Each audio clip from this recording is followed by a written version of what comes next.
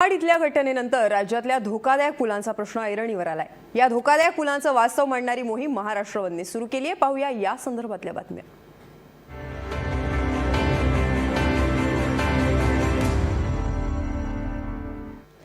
महाड दुर्घटनेनंतर राज्यातील जुन्या ब्रिजच्या सुरक्षिततेबाबत प्रश्नचिन्ह उभं राहिले, पण नवीन ब्रिजच्या टिकाऊपणाबाबतही प्रश्नचिन्ह उभं आहे। मुंबईतल्या SCLR म्हणजे सांताक्रूझ चेंबूर लिंक रोड पूर्व आणि पश्चिम उपनगराला जोडणारा अत्यंत महत्त्वाचा पूल आहे।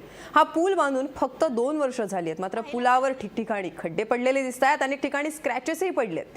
त्यामुळे महापालिका आणि MMRDA यांनी संयुक्तपणे जबाबदारी घेण्याची मागणी RTI कार्यकर्ते अनिल गलगली यांनी केली आहे। ज्या अधिकाऱ्यांवर मुंबईतल्या रस्त्यांच्या कामाचा घोटाळ्याचे आरोप झालेत त्यांनीच या पुलाचं काम केल्याचं गलगलींचं म्हणणं आहे। त्यामुळे काही दुर्घटना घडली तर त्याला महापालिका आणि MMRDA जबाबदार राहील असा इशाराही गलगली यांनी दिलाय।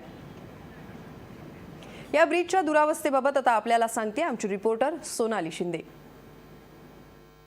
मुंबईतील जुना ब्रिजच्या सुरक्षिततेबद्दलचा प्रश्न आहे तो पुन्हा एकदा उपस्थित राहिला आहे, पण नवीन ब्रिजची अवस्था सुद्धा काही वेगळी असल्याचं पाहायला मिळत नाही। हा चेंबूर सांताक्रूझ लिंक रोड आहे। मुंबईतील नव्हे तर देशातील अतिशय महत्त्वाचा असा ब्रिज, पहिला दुमजली ब्रिज म्हणून याच्याकडे पाहिला जातं आणि मुंबईतील पूर्व आणि पश्चिम उपनगराला जोडणारा आत्ताचा सर्वाधिक महत्त्वाचा ब्रिज। 2 वर्ष हा ब्रिज बांधून झाले आहेत। या ठिकाणी या रस्त्याचा या जो ब्रिज आहे त्या ब्रिजवरील रस्त्यांची खड्ड्यांमुळे चालणी झाल्याचं आपल्याला पाहायला मिळतंय।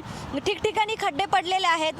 त्यावर तक्रार आल्यानंतर महापालिकेने या ठिकाणी सकाळीच चुनखडी टाकल्याचं समजतंय, पण दुपारपर्यंत पुन्हा ही जी रेती आहे ही निघून गेल्याची पाहायला मिळते।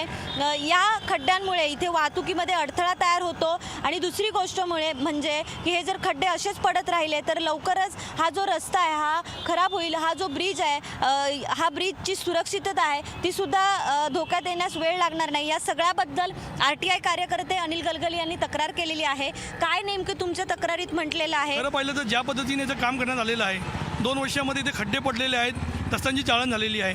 मुंबई पालिकेच्या रस्त्याच्या कामामध्ये ज्या IAS अधिकाऱ्यांचं नाव घोटाळ्यामध्ये येतं त्याच अधिकाऱ्यांच्या नेतृत्वाखाली हा रोड बांधण्यात आलेला होता। आम्ही दोघांकडे तक्रार केलेली आहेत। MMRDA आणि महापालिका हे दोघं आपली जबाबदारी झटकत आहेत। त्याशिवाय अगर इथं पहिलं तर हार्बर रेल्वे आणि इथे मध्य रेल्वे तसं कुर्ला टर्मिनस अशी महत्त्वाची रेल्वेची वाहतूकसुद्धा ह्या पुलाच्या अंडर म्हणून जात असल्यामुळे निश्चितपणाने महापालिका आणि MMRDAला संयुक्तपणे याची कारवाई करणे आवश्यक आहे।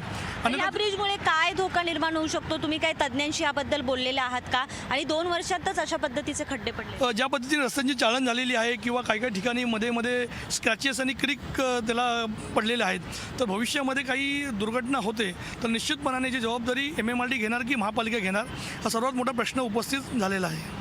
एकूणच नवीन ब्रिज बद्दल अशा पद्धतीचा प्रश्नचिन्ह निर्माण होणं ही अतिशय महत्त्वाची बाब आहे आणि अजूनसुद्धा पालिका किंवा MMRDA प्रशासन याची जबाबदारी घेत नाही, एकमेकांवर चालढकल करतायत असा आरोप अनिल गलगली यांनी केला आहे। मुंबईहून व्हिडिओ जर्नलिस्ट राजेश शेळगावकरसह सोनाली शिंदे, महाराष्ट्र वन।